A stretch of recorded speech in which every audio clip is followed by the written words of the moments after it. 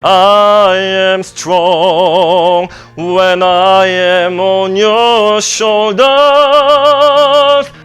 수학에 대한 자신감이 갑자기 늘어난다는 생각이 들고 되게 재밌어지는 거예요. 제 머리가 좋아진다는 느낌도 들고 뇌의 가소성하고 연결돼 있는 거더라고요. 이제 어떻게 하면 짧은 시간 안에 몰입을 해서 많은 성과를 낼 것인가. 이제 8주 동안의 그 멘토링 프로그램이 이제 끝나는 것을 아쉬워하면서도 새로운 각오를 하고 있어요. 적어도 저의 태도나 시간을 관리하는 모습들은 충분히 유지할 수 있을 것이고, 그럼 반복해서 읽으면 그 기억은 저의 시냅스를 강화시키면서 그리고 장기 기억으로 넘어가게 되는 거죠. 그러면 저의 인생의 꿈을 이룰 수 있을 거라 생각되고.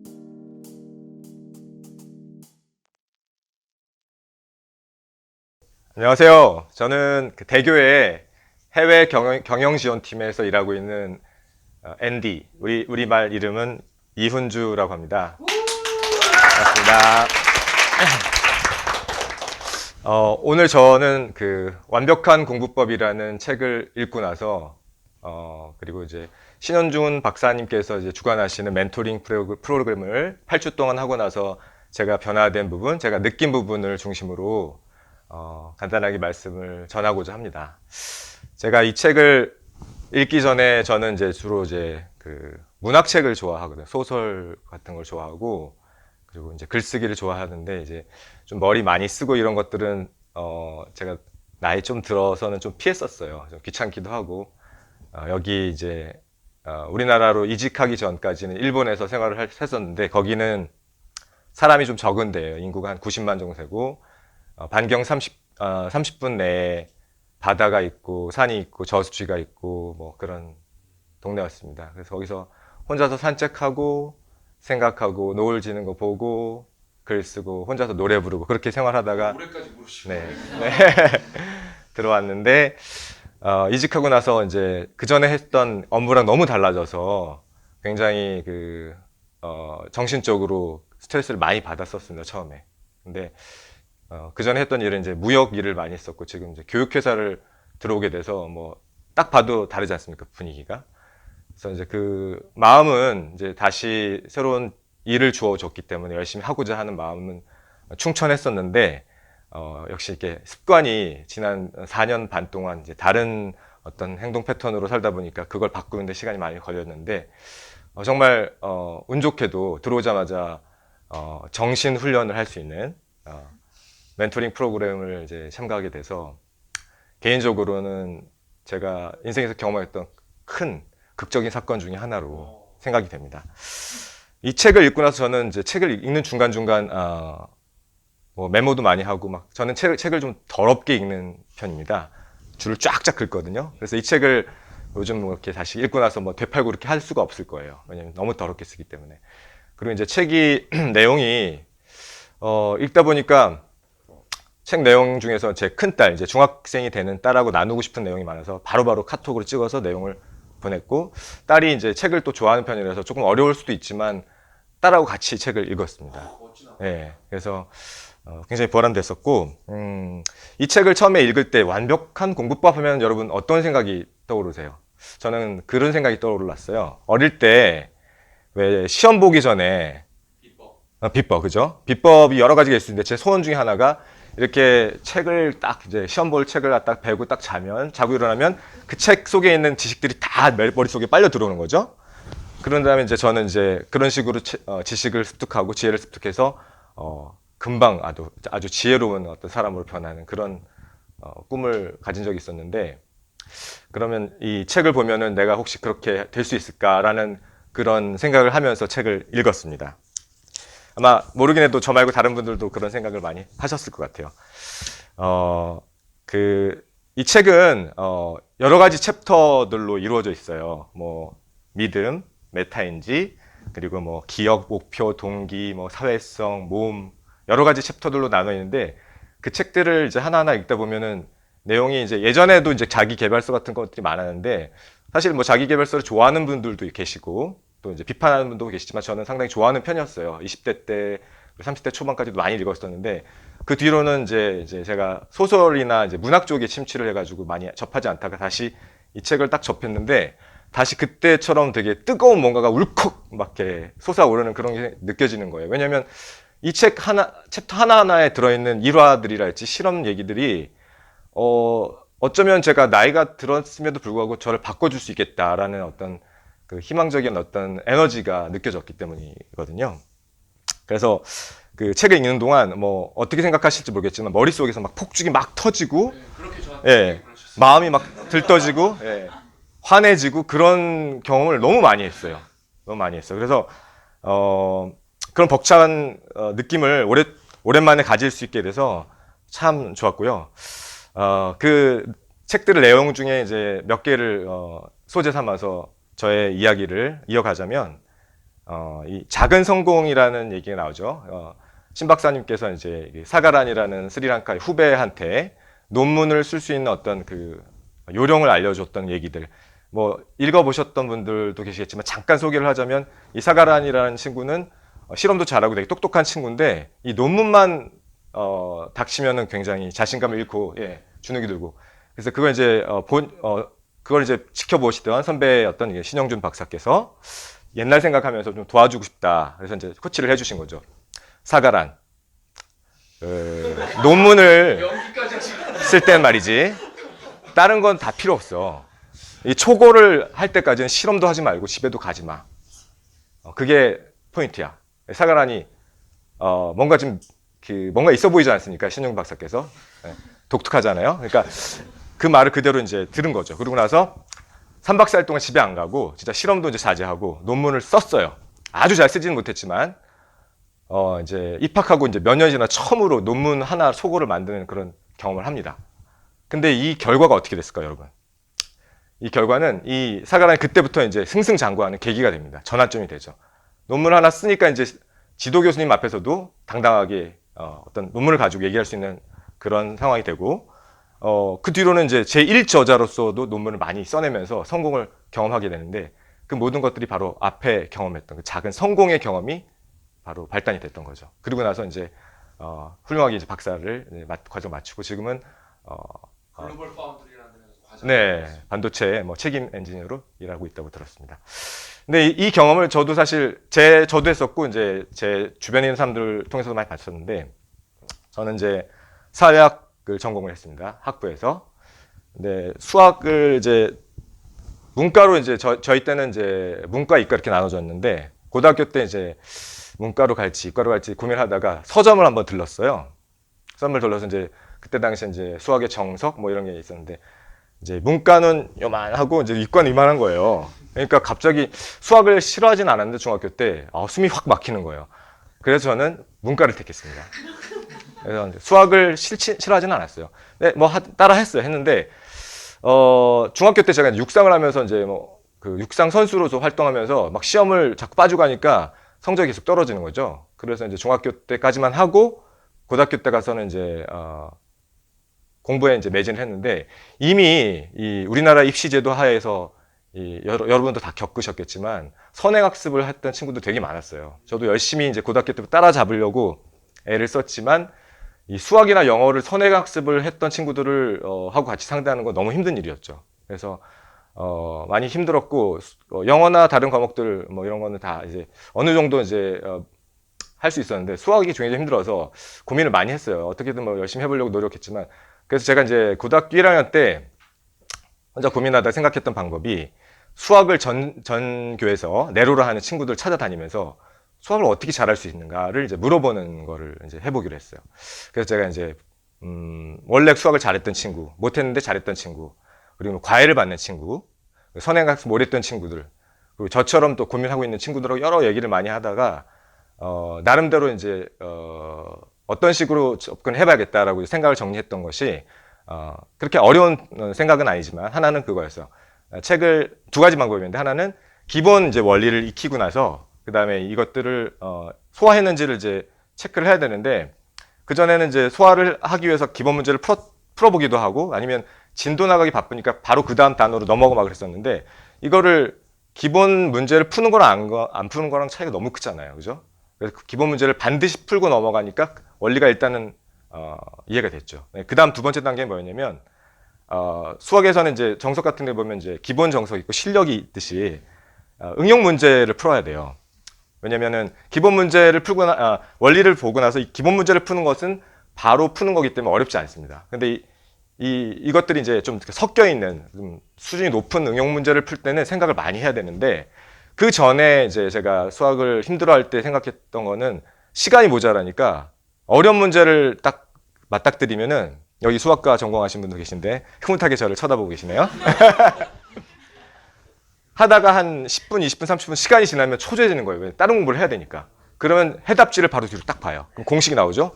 그다음에 과정이 나오죠. 그걸 보고 그 과정을 그대로 따라서 그냥 어떻게 보면 암기 과목처럼 그렇게 했는데, 그게 다음 단원으로 이제 진도를 넘어가기 위해서는 좋은 방법이었지만 제 실력을 정작 높이기 위해서는 그렇게 좋은 방법이 아니었다라는 것이 그 수학을 잘하는 친구들의 중론이었어요. 그래서 제가 썼던 방법이 뭐냐면, 좋다. 그러면 어려운 문제가 나오더라도 1시간 정도는 최소한 투자하자. 그래서 그때부터 1시간, 2시간 정도, 그러니까 수학에 투자했던 시간을 좀 더 늘려서 다른 과목을 줄이는 한이 있더라도 이걸 잡아야겠다는 생각에 그런 식으로 좀 어렵게 접근을 했어요. 그래서 이제 고등학교 1학년 때 그렇게 하고 2학년 때도 계속 그렇게 했었는데, 이게 1시간을 푼다고 해서 모든 문제가 다 풀릴 리가 없죠. 제 실력이 그렇게 쌓여있지 않기 때문에. 근데 문제의 난이도가 조금 낮은 응용 문제가 있고 중간이 있고 고급이 있는데, 조금 낮은 응용 문제에서 제가 시간을 30분, 40분, 1시간 정도 할애를 했을 때 풀어내는 그런 케이스들이 생기기 시작한 거예요. 감이 갑자기 늘어난다는 생각이 들고 되게 재밌어지는 거예요. 제 머리가 좋아진다는 느낌도 들고. 근데 이게 그 과정이 지금 제가 생각해 보니까 뇌의 가소성하고 연결돼 있는 거더라고요. 나중에 다시 말씀드리겠지만, 그렇게 해서 저는 이제 수학을 재미를 붙이게 됐고, 수학 성적도 다른 과목이랑 균형을 맞추는 수준으로 올리게 됐어요. 그래서 제가 막 수학에 지존이 됐느냐? 그건 아니에요. 그냥 수학을 어느 정도 이제 재밌게 했고 다른 과목과 밸런스를 맞출 수 있는 정도가 됐다. 그래서 그 정도만 해도 큰 도움이 된 거죠. 자, 그 다음에 이제 제가 또 그 인상 깊게 느꼈던 것이 이 뇌의 가소성이라는 그런 챕터였는데, 여러분 가소성이란 게 무슨 뜻입니까? 제가 이거 무슨 뜻인지 잘 안 와닿아서 사전을 찾아봤어요. 가소성이 무슨 뜻인지 혹시 아세요? 사전적인 의미. 사전적 의미. 속도가 변하는 거. 조금 다른데? 조금 다릅니다. 사전적 의미는 이렇게 나오더라고요. 금속이, 그러니까 고체가 있잖아요. 고체가 이제 외부에서 어떤 탄성 이상의 힘을 가해서 이렇게 받으면, 이게 이제 계속 받다가 나중에는 그 탄성의 힘, 그러니까 탄성 이상으로 힘을 받았는데 그게 어느 정도 받게 되면 그 힘이 나중에 없어져도 그 고체가 이제 고체가 박힌 상태에서 돌아가지 않는 거예요, 원래는. 예. 그런 상태가 유지되는, 이게 이제 가소성인데, 이게 이제 뇌도 그렇다는 거예요. 뇌도 여러분, 저는 이 책을 보면 정말 감사했던 것 중에 하나가, 제가 이제 나이가 여러분보다 조금 더 많은데, 조금인가요? 네, 조금 더 많습니다. 그래서 나이가 들면서 이제 몸에 변화가 오잖아요. 제가 운동을 되게 좋아하는데 최근 5년 동안 테니스를 치면서 왼쪽 종아리 한번 파열되고 오른쪽 종아리도 한 5개월 전에 파열되는 그런 아픔을 겪었는데, 이게 처음에는 이제 사고인 줄 알았는데 생각해보니까 노화의 과정인 거였어요. 좀 슬프죠. 예, 슬퍼요. 왜냐하면 저는 운동을 되게 좋아하고 평생 한 100살까지 만약에 살 수 있다면 테니스를 계속 하고 싶어요. 그런데 인간이기 때문에 어쩔 수 없는 과정인 거예요. 잘 관리를 해야 되는데. 근데 몸은 그래요. 몸은 그런데 이 뇌는 그렇지 않다는 거예요. 뇌는 나이가 들어도 계속 점점 더 성장할 수 있다라는 메시지를 확실히 주장하고 있어요, 이 책에서. 그리고 이제 신 박사님께서 이제 권하셨던 독일의 뇌 연구가 만프레드 슈피처 박사님의 디지털 치매, 이 책에서도 뇌의 가소성, 네, 그 얘기가 아주 심도 있게 나오는데, 굉장히 옛날 같았으면 하품 나왔을 건데 이번에는 굉장히 밤 몇 시간 들여서 되게 꼼꼼하게 읽었고, 지금 저의 뇌는 그때보다 성장해 있습니다. 자, 그런 의미에서 제가 이제 예를 한번 들어보겠습니다. 제가 갖고 있는 육체의 예를 한번 들어보는데, 뭐냐면 제가 갖고 있는 성대가 있잖아요. 제가 성대가 이제 어떻게 변화가 됐는지. 자, You Raise Me Up이라는 노래 혹시 아시죠? 네. 그 노래를 한번 들려드리고 그 다음 이야기를 이어가도록 하겠습니다. 자, 박수. When I am down and all my soul so weary, when troubles come and my heart burden be, then I am still and wait here in the silence until you come and sit a while with me. You raise me up so I can stand on mountains. You raise me up to walk on stormy seas. I am strong when I am on your shoulders. You raise me up to more than I can be. You raise me up to more than I can be. 감사합니다. 자, 노래 잘 들으셨어요? 네. 신랑 신부 퇴장해를. 네. 이 노래는 제가 즐겨 부르는 20가지 노래 중에 하나입니다. 하나인데 축가로도 이제 가끔 부르는데 제 목소리는 한 3년 전부터 단련을 했어요. 성가대에서 이제 테너 뭐 베이스라면서. 그러니까 목소리도 어떻게 보면 단련이 되는 거죠. 목소리 성대도 단련이 되는 거고. 지금 제가 노래를 잘 부른다고 생각하시는 분이라면 저는 그 23년 전에 지금보다 훨씬 더 노래를 못 불렀고 목소리도 훨씬 더 이제 단련이 안 됐던 상태입니다. 근데 여러분 생각해 보세요. 뇌는 우리 뇌 속에 인간의 뇌 속에는 신경세포가 1000억 개가 있답니다. 그리고 이제 그 각 신경세포마다 맥스 10,000개 시냅스, 그러니까 연결부가 있답니다. 그 곱하면 얼마가 되겠어요? 1000조 개가 됩니다. 그 시냅스가 1000조 개가 맥스 존재한다는 얘기예요. 그럼 이 성대 세포는 그 1000조 개의 시냅스랑 비교를 할 수가 있을까요? 제가 단순하게 생각할 때 비교할 수가 없는 거예요. 제가 만약에 성대나 저의 목소리를 발전시킬 수 있었다면 저의 뇌는 지금 제 23년 동안 했던 이 노래와 목소리를 발전시키는 것보다 훨씬 더 무한한 잠재력이 있다는 얘기죠. 저는 그렇게 이해를 했습니다. 뇌의 가소성이라는 부분들을. 그래서 너무 기뻤어요. 왜냐하면 나이가 들어도 노화의 과정은 인간이기 때문에 어쩔 수 없지만 저는 더욱 더 지혜로워질 수 있고 저의 뇌는 성장할 수 있다는 확신을 가질 수 있었기 때문이죠. 자, 그래서 저희 동생은 지금 이제 환경공학을 전공을 하고 있어요. 그리고 학교에서 이제 환경공학을 공부한 학자인데 이 친구랑 저는 이제 보통 저희 이제 와이프가 저희 형제를 보면은 희한하다고 얘기를 하는 게 다른 형제들은 얘기를 잘 안 하는데 둘은 왜 이렇게 만나면 이렇게 수다를 오고 그랬더냐. 막 전화를 한번 하면 1시간씩 하고 그러거든요. 많은 얘기들이 나오는데 제가 이제 이 멘토링 프로그램에 들어가고 이제 완벽한 공부법, 일취월장, 뭐 이런 디지털 혁명 4.0 이런 책들을 읽고 나서 얘기할 사람들을 찾다가 동생이랑 얘기하니까 얘기가 잘 되더라고요. 근데 이 친구가 그 얘기를 들으면서 저한테 몰입이라는 얘기를 해주더라고요. 이 책에도 이제 몰입이라는 얘기가 나오는데 제 동생은 이제 저는 재수를 했지만 동생은 사수를 했습니다.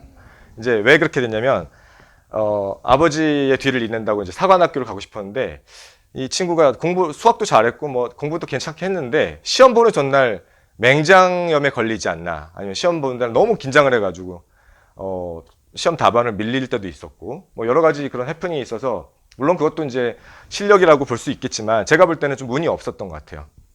근데 하여튼 그렇게 해서 이 친구가 원하는 학교에 들어가지 못했어요. 그리고 나서 급기야 이제 고3 때 이제 뭐 검정고시도 보고 그래서 한 4년, 5년 동안 되게 어두운 시절을 보냈는데 본인이 표현하기에. 지금 볼 때는 제가 볼 때는 그 어두운 시기가 지금의 밝은 어떤 그 나를 갖다가 담보했던 어떤 소중한 시간이었다고 생각되는데 동생이 그 대학교에 들어가서는 고등학교 이전 때보다 완전히 다른 모습을 보여주기 시작했어요. 사실은 이 친구가 공부를 아주 못하진 않았지만 젊을 때 연극도 하고 드럼도 치고 밴드 활동도 하고 그리고 이제 뭐 소위 이제 껄렁껄렁한 친구들하고도 많이 사귀었던 그런 친구인데 그러다 보니까 후회를 많이 했었던 것 같아요. 그런데 어떻게 하든 간에 해서 이제 대학교를 들어간 이후부터는 그 지난 세월을 다 만회를 하겠다는 그런 모습인 것처럼 엄청나게 공부에 매진을 하더라고요. 환경공학이라는 공부를. 근데 주로 이제 환경공학 전공하고 그다음에 수학에 매진을 했는데, 이 친구가 그 짧은 그 제한된 시간을 어떻게 이용할 것인가에 대해서 고민을 많이 했던 것 같아요. 그러면서 몰입에 대해서도 생각을 했는데, 동생이 예전부터 이제 얘기해 줬던 책 중에 하나가 서울대 이제 황농문 교수님이 쓰셨던 몰입이라는 또 책이 있습니다. 그런 이제 책을 보면서 이제 어떻게 하면 짧은 시간 안에 몰입을 해서 많은 성과를 낼 것인가, 이런 거에 대한 그 노력을 많이 했고 고민을 많이 했던 것 같아요. 저도 이제 파편적으로 가끔씩 동생한테 그 얘기를 들었지만, 제가 그 동생만큼 그렇게 수학이랄지 뭐 전공에 대해서 몰입하면서 그렇게 공부했던 적은 별로 없었던 것 같은데, 이번에 이 책을 보고 그다음에 이제 제가 매일매일 제 스스로의 어떤 삶을 돌아보는 데일리 리포트를 쓰면서 이 몰입에 대한 관심이 더 높아졌고, 저 자신도 이렇게 저에게 적절한 어떤 과제가 주어진 범위 내에서 제가 최대한 빠져들 수만 있다면 저의 성장도 그만큼 더 크게 이루어낼 수 있을 거라는 어떤 경험을 확실하게 하게 됐습니다. 그래서 그 동생하고도 그런 얘기들 나누면서 또 오랜만에 시간을 많이 보냈고, 지금은 제 생각에는 제가 이후로 이제 10년, 20년 다른 시간들을 또 이제 맞게 되겠지만, 지금의 어떤 이 생활 태도랄지 지금 제가 변화할 수 있을 것이라는 데는 확신을 잃지만 않는다면, 저는 지금보다 훨씬 더 행복하고 더 자유로운 그런 삶을 갖다 누릴 수 있을 거라 하는 그런 생각을 갖게 됩니다. 그리고 이제 이 책을 읽으면서 중간중간 또 제가 좀 감동받기도 하고 재밌었던 것이, 이 책이 이론적인 내용하고 뭐 실험 얘기, 대조군 얘기도 나오고 뭐 유명한 분들 얘기도 많이 나오는데, 이 책 중간중간에 신영준 박사님하고 고영성 작가께서 본인들의 얘기를 담은 그 심화와 발전에 대한 얘기들, 에피소드들을 담잖아요. 그 중에서 하나가 이제 기억에 남는 게, 고영성 작가께서 이제 쓰셨던 산티아고의 그 800km 순례의 길 얘기가 기억에 남는데, 거기서 이제 그 산티아고 800km의 길을 이제 걷는다는 것은 사실 잘 감이 안 잡혀요. 저도 이제 운동을 했고 달리는 것도 좋아하지만 40km 뭐 마라톤 뛰는 것도 평생 한번 해보지 못한 분들이 대부분이잖아요. 저도 10km까지는 뛰어봤지만 마라톤을 못 뛰어봤는데 800km를 걷는다? 도보로? 그건 정말 상상이 안 가더라고요. 근데 이 고영성 작가님하고 그리고 이제 그 사모님도 젊을 때 이제 신혼여행으로 여기를 택하게 된 아주 놀라운 결정을 하셨는데, 그분들도 보통 사람이었어요. 그래서 뭐 800km를 갈 수 있는 어떤 확신을 가졌겠어요? 그렇지는 않은데 이제 가고 싶었던 거죠. 아니나 다를까 뚜껑을 열어보니까 5km도 안 돼서 이제 몸이 이상이 생긴 거예요. 그리고 10km, 첫날 10km를 가는데 이제 더 이상 갈 수가 없을 것 같아요. 막 구토가 나오고. 근데 이제 산술적으로 생각해 보면 이거를 한 달 이상 투자를 한다고 하더라도 하루에 25km는 걸어야지만 가능한 일인데, 그래서 이제 고영성 작가께서는 이제 사랑하는 와이프께 부인이 이런 길을 선택했으니까 이제 따라는 왔지만, 하루 정도 했으니까 이제 뭐 토하고 뭐 난리 났고 이제 뭐 발도 터지고 그러니까 포기할 줄 알았던 거예요. 근데 그때 이 놀라운 부인께서 어떤 얘기를 하시느냐. 그 대사처럼 전 느껴지는데, 영성아, 또 들어가셨어. 우리 800km를 가지 말고 하루를 가자. 이렇게 얘기를 하셨대요. 하루를 걷자. 하루면은 한 24km 좀 된대요. 33일 동안. 그래서 이 고영성 작가는 굉장히 놀라웠대요. 이 부인이 그렇게, 물론 이제 의지가 강한 분인 줄 알았지만 그렇게 강인한 사람이라고 생각하지 못했고 포기할 줄 알았는데, 어쨌든 가기로 결정이 된 거예요. 그리고 사랑의 힘으로 이제 극복하기로 했는데 정말 힘든 여정이었죠. 그런데 부인께서 했던 그 말, 그러니까 800km를 한꺼번에 생각하지 말고 하루를 가자라고 이렇게 얘기한 다음에 마인드가 완전 바뀐 거예요. 목표가 이만해졌다가 이만큼 줄어든 거죠. 그러니까 부담도 훨씬 덜한 거고, 예전에는 이 길을 어떤 코스로 가서 어떻게 하고 어떤 날씨를 해도 이런 모든 것들을 생각하려고 했는데, 하루만 하니까 이제 내일 날씨만 보면 되고 내일 어떤 코스만 가면 되고 어느 정도만 밥을 먹으면 되고, 이렇게 짧게 만들 수가 있었던 거죠. 단기 목표에 집중을 했던 것이고, 너무 큰 어떤 그 욕심을 내지 않고 하루하루 이걸 하다가 이제 중단될 수도 있는데, 그거 아마도 제 생각에는 중단되는 한이 있더라도 그거는 그때 가서 생각하자라고 그렇게 마음을 먹으셨을 것 같아요. 그래서 우리한테는 저는 이걸 보고 고영성 작가님은 이 경험이 본인이 평생 했던 가장 극적이고 아주 자기 인생을 바꿨던 경험이라고 얘기를 하세요.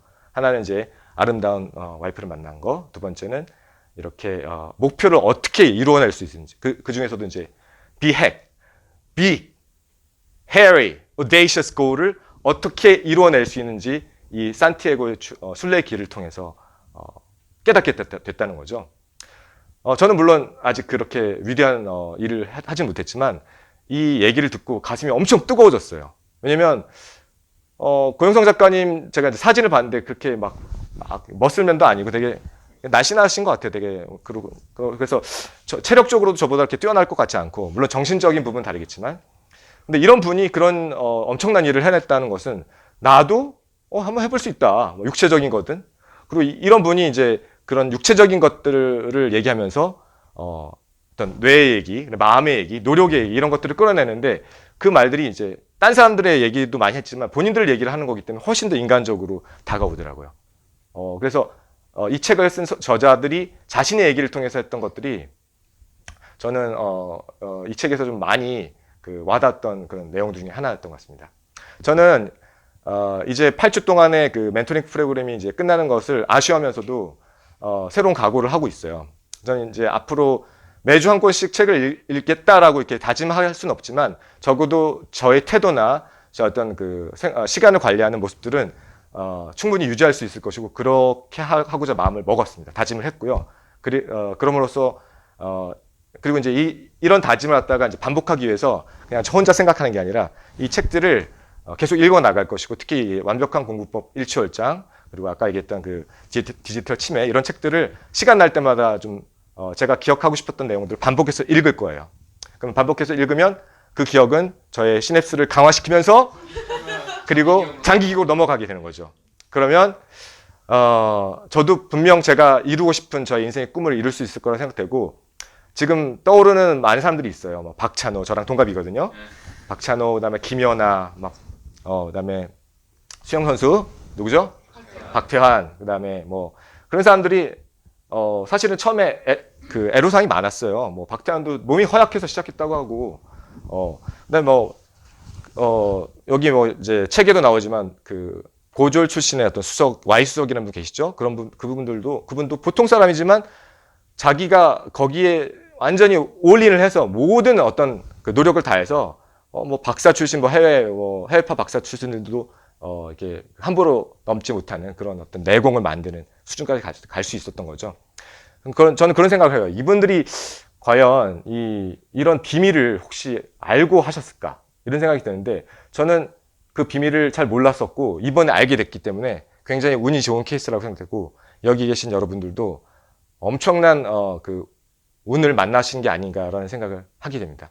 우리 나중에 한 5년 뒤, 10년 뒤, 15년 뒤 서로 각자의 꿈이 어떤 식으로 이루어졌는지 같이 그때 만나서 다시 이야기할 수 있는 그런 미래가 기다려지네요.